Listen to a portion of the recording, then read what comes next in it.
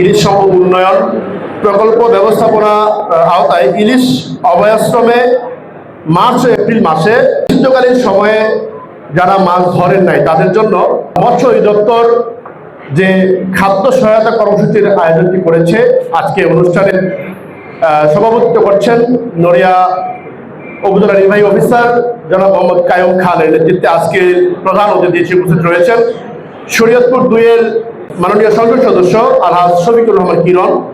উপস্থিত রয়েছেন মৎস্য অধিদপ্তর ঢাকা বিভাগের পরিচালক হাসান হাবিব খান। উপস্থিত রয়েছেন মৎস্য কর্মকর্তা বিশ্বজিৎ কুমার দেব সহ নড়িয়া উপজেলা বিএনপির সভাপতি জনাব শামসুল আলম দাদন। উপস্থিত রয়েছেন সম্পাদক ফরিদ আহমেদ রয়েল মাঝি, উপজেলা মৎস্য কর্মকর্তা থানা অফিসার ইনচার্জ জনাব মোহাম্মদ বাহার মিয়া, নড়িয়া উপজেলা প্রেস ক্লাবের সম্মানিত সাধারণ সম্পাদক জাহাঙ্গীর সেহাল সহ ইলেকট্রনিক ও প্রিন্ট মিডিয়ায় কর্মরত বিভিন্ন সাংবাদিক ভাইরা আজকে উপস্থিত রয়েছেন, যাদের জন্য আজকের এই আয়োজন।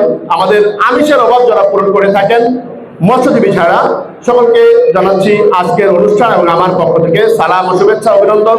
আসসালামু আলাইকুম ওয়া রাহমাতুল্লাহি ওয়া বারাকাতুহু। ভাইরা, আমরা প্রতি বছরই দেখে থাকি এই অভিযানটা সরকার বাস্তবায়ন করার জন্য বিভিন্ন ধরনের কর্মসূচি বাস্তবায়ন করে থাকে।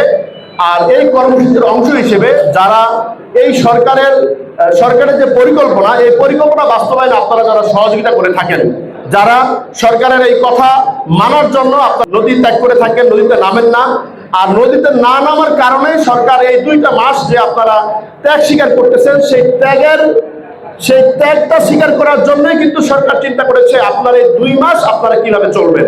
যদিও এই বরাদ্দটা অনেক বেশি না, তারপরেও সীমাবদ্ধতার মধ্যে থেকে সর্বোচ্চ চেষ্টাটা করেছে সরকার, যাতে করে আপনারা এই 2 মাস যারা মাছ ধরা থেকে বিরত থাকবেন তারা যেন রাষ্ট্রের এই সহযোগিতাটা আপনারা পান, সেই চিন্তাটাকে মাথায় রেখে রাষ্ট্র কিন্তু এই সিদ্ধান্ত নিয়েছে। এবং এই অঞ্চলে যেহেতু পদ্মা মেঘনা বেষ্টিত, এই অঞ্চলেই কিন্তু মৎস্যজীবীর পরিমাণ বেশি এবং এই মৎস্যজীবী ভাইদের জন্য সরকার যে ব্যবস্থা করেছে এটা যদিও সীমাবদ্ধ, তারপরেও আমাদের এই অঞ্চলের মানুষের মধ্যে যারা মৎস্যজীবী রয়েছেন তাদের মধ্যে থেকে বাছাইকৃত সবাই কিন্তু আইন মানে নেই।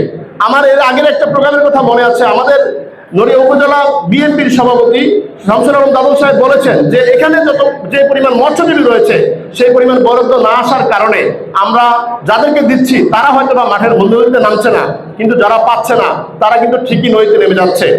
তবে এই কথার প্রেক্ষিতে আমি একটা কথা বলবো, তা হলো এখানে যারা প্রকৃত মৎস্যজীবী রয়েছেন, আমি সরকারের মৎস্য বিভাগের সুদৃষ্টি কামনা করব।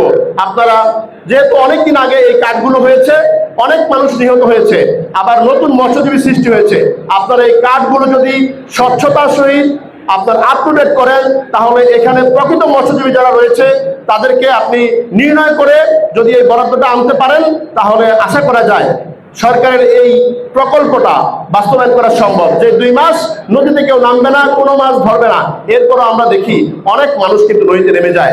কারণ একটাই, কারণ হলো এখানে মৎস্যজীবীদের সুনির্দিষ্ট পরিমাণটা করা নাই, কাজ যা আছে সেখানে অনেক গ্যাপ রয়েছে, যে পরিমাণ কাজ রয়েছে সেই পরিমাণ বরাদ্দ হচ্ছে না। আর যার কারণে এই মৎস্যজীবীদের কিন্তু আমরা এই সময়ের মধ্যে নদীতে মাছ ধরা থেকে শতভাগ বিরত রাখতে পারছি না। আমি আশা করব আজকে আমার এই কথাটা ঢাকা বিভাগের পরিচালক রয়েছেন, তিনি বিষয়টা খেয়াল করবেন।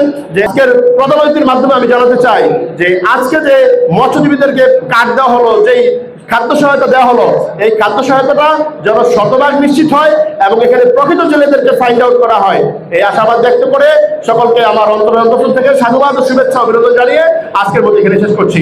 আসসালামু আলাইকুম ওয়া রাহমাতুল্লাহি ওয়া বারাকাতুহু।